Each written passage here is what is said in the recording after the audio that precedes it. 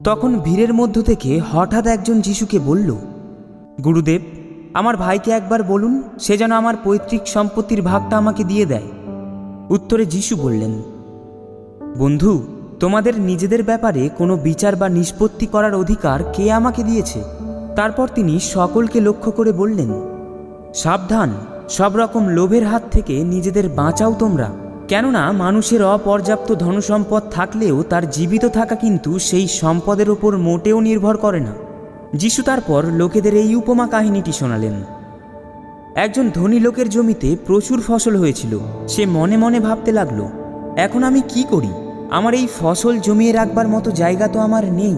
তখন সে নিজেকে বলল, একটা কাজ করা যাক, আমার যত গোলাবাড়ি আমি বরং ভেঙে ফেলি, তারপর সেখানে আরো বড় কয়েকটা গোলাবাড়ি তৈরি করি। সেখানেই আমার যত শস্য ও যত সম্পদ আমি জমিয়ে রাখবো।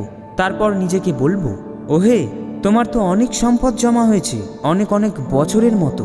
এখন একটু আরাম করো, খাও দাও, ফুর্তি করো। কিন্তু ঈশ্বর তাকে বললেন, ওহে মূর্খ, আজ রাতেই যে তোর প্রাণটাকে তোর কাছ থেকে ফেরত চেয়ে নেওয়া হবে।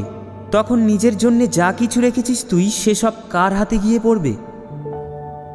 যিশু এরপর বললেন, যে লোক নিজের জন্য সম্পদ সঞ্চয় করে রাখে অথচ ঈশ্বরের দৃষ্টিতে নিঃস্বই থেকে যায়, তার অমন দশাই ঘটে।